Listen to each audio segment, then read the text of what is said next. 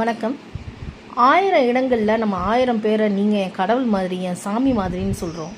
ஆனால் இங்கே நிஜமாகவே ஒரு டிரைவர் வந்து கடவுளாக மாறின தருணம் பார்த்திங்கன்னா, ஒரு பெண்ணுக்கு பேருந்துலேயே வந்து உடல்நிலை சரியில்லாமல் போயிருக்கு. அவர் அந்த பெண்ணை இறக்கி விட்ருக்கலாம் நினச்சா, இல்லை இக்னோர் பண்ணிட்டு போயிருக்கலாம். ஆனால் அவர் என்ன பண்ணியிருக்கிறாருன்னா, உடனே பஸ்ஸை கொண்டு போயிட்டு ஹாஸ்பிட்டலில் விட்டு எமர்ஜென்சியில் அந்த பொண்ணை கொண்டு போய் சேர்த்துருக்கிறாரு. இது ஒரு பக்கம்.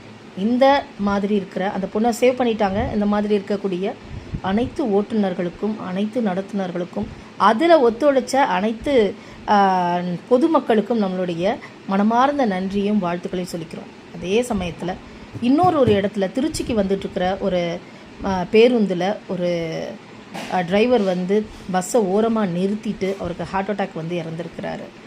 அவர் தன்னை வந்து கண்ட்ரோல் பண்ணிக்கிட்டு தான் அந்த பஸ்ஸை கொண்டு போயிட்டு சேஃபாக ஒரு இடத்துல விடணும் அப்படின்னு விட்டுட்டு அவர் வந்து தன்னுடைய உயிரை விட்டுருக்கிறாரு. ஹாஸ்பிட்டலுக்கு கொண்டு போகும்போது உயிர் இல்லைன்னு சொல்லிட்டாங்க.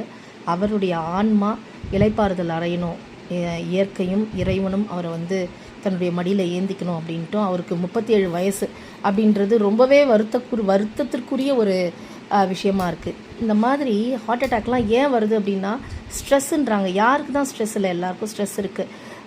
அதை எப்படி நம்ம மெயின்டைன் பண்ணி எப்படி அதுலேருந்து வெளியில் வருது? ஒரு பிரச்சனை அப்படின்னா அதுலேயே திருப்பி நம்ம யோசிக்கிறோம். அதை போட்டு திருப்பி ஃபஸ்ட்டில் முடிஞ்சு போனாலும் அதை ஃபஸ்ட்லேருந்து யோசிச்சு இதுக்கு என்ன பண்ணலாம், அதுக்கு என்ன பண்ணலாம். வாழ்க்கை ரொம்ப கொஞ்சம் சில காலம் என்றைக்கு எது நடக்குதுன்னே தெரிய மாட்டேங்குது. பிரச்சனையே யோசிச்சு என்னத்தை சாதிக்க போகிறோம்? பிரச்சனையை சால்வ் பண்ணிவிட்டு அடுத்து நம்ம புதுசாக பிறந்த மாதிரி வாழ்க்கையை கொண்டு போகணும். இல்லைனா வாழ்கிற நாட்கள் எல்லாமே நரகமாக ஆகிடும். ஸோ அந்த டிரைவருக்கும் நம்மளுடைய மனமார்ந்த ஒரு நன்றியை தெரிவிச்சுக்கலாம். அவருடைய ஆன்மா இறைவன்கிட்ட சேரட்டும். இந்த மாதிரி இருக்கக்கூடிய நல் உள்ளங்களுக்கு என்றைக்குமே நம்ம தலை வணங்கணும். தேங்க்யூ.